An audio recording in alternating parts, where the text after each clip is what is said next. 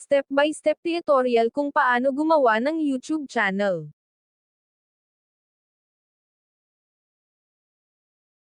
Tutorial vlog. Let's start. First step. Pumunta sa Gmail app, then i-open. At pindutin lamang ang circle na nasa taas, na may letter K. Then sa pinakababa, pindutin lamang ang Add another account. Then pindutin ang Google. Then pindutin lamang ang Create account. At pindutin ang For Myself. Then magsimula ng mag-fill up ng information. Ilagay lamang dito ang full name.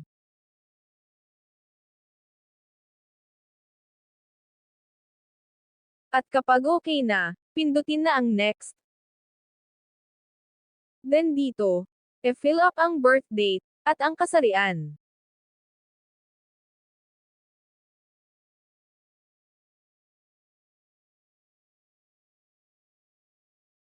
At kapag okay na dito, pindutin na ang Next.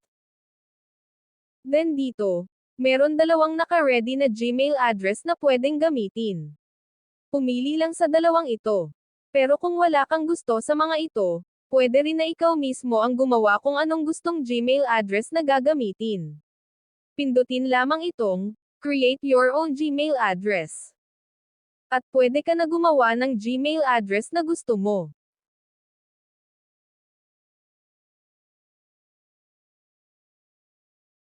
At hindi na kailangan i-type pa ang @gmail.com, dahil naka-automatic na nakalagay ito sa tapat na ginawang Gmail address. Kapag okay na dito, pindutin na ang Next. Then dito, ilagay lamang ang gustong password para sa Gmail account. At kapag okay na sa password, pindutin na ang Next. Then scroll down. At pindutin itong Yes, I'm in. Then pindutin lamang ang Next. Then kapag nandito na, basahin lamang ang privacy and terms ni Google.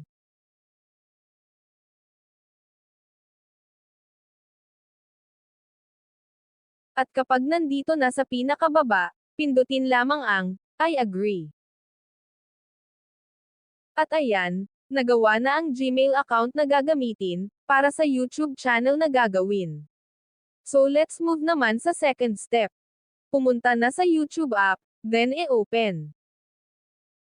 Then kapag na-open na ang YouTube, pindutin lamang ang circle na nasa taas na may K. Then pindutin lamang itong arrow. At pindutin lamang ang plus sign na ito, kung wala pa dito ang ginawang Gmail account kanina. Then sign in lang dito yung ginawang Gmail account. Pero since naka-automatic save ang Gmail account na ginawa sa device na ito, ay hindi ko na kailangan na i-sign in pa dito. At hanapin ko lang dito ang ginawang Gmail account kanina. Then pindutin. At pindutin ang circle na nasa taas. Then pindutin ang Your Channel. Then dito sa My Name, pindutin lamang yan para mailagay ang gustong ilagay na pangalan para sa YouTube channel.